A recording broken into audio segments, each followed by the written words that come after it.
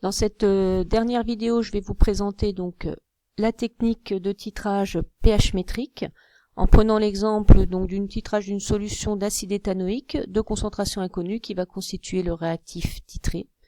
Et on va doser donc cette solution-là à l'aide d'une solution de soude de concentration connue qui est le réactif titrant.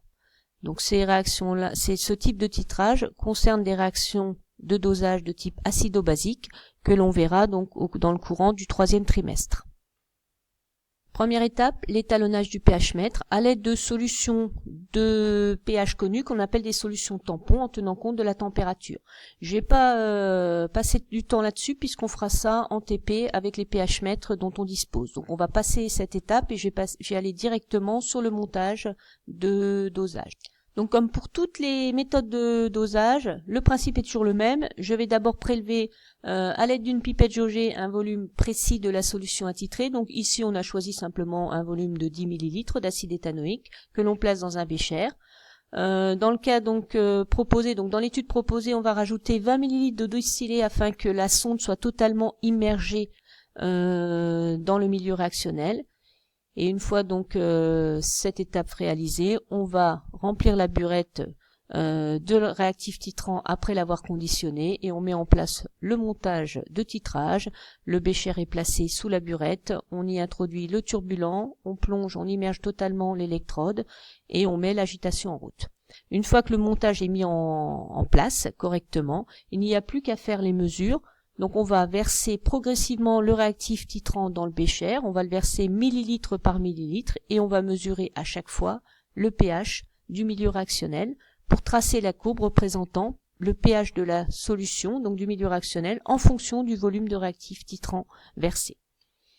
On constate, au vu de l'allure de la courbe obtenue, que le pH augmente progressivement, ce qui est normal puisqu'ici donc on a ce qu'on appelle un acide et on ajoute une base, donc le pH va augmenter, mais qu'à un moment donné on a ce qu'on appelle un saut de pH, c'est-à-dire une brusque variation du pH, et c'est cette brusque variation de pH qui va nous permettre de déterminer avec précision le volume à l'équivalence.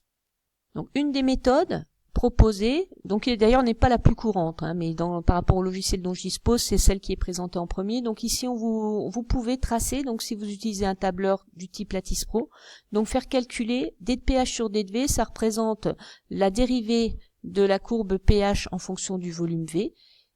Si vous vous rappelez bien que la dérivée donc d'une fonction, ça représente le coefficient directeur de la tangente à la courbe. Donc si on trace les tangentes de la courbe en différents points, et que l'on calcule donc le coefficient de ces tangentes, on va constater que au niveau donc du saut de pH, la dérivée va atteindre un maximum. Donc on va tracer la courbe ensuite d de pH en fonction de d de V. Donc d de pH, la courbe de la dérivée du pH en fonction du volume par rapport au volume équivalent, et on va obtenir donc un pic.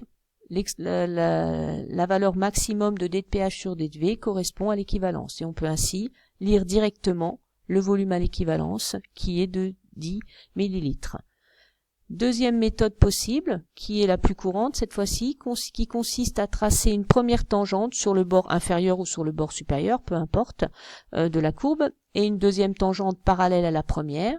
Une fois donc que vous avez tracé ces deux tangentes qui sont parallèles, on va, à l'aide d'une équerre, tracer la perpendiculaire à ces deux tangentes et faire passer donc par le milieu de ce segment une droite qui est parallèle aux deux tangentes. Donc la droite verte ici est parallèle aux deux tangentes. Cette droite-là qui passe par le milieu du segment en vert va couper la courbe au point d'équivalence. Donc le point d'équivalence est ici et le volume à l'équivalence se lit directement sur l'axe des abscisses.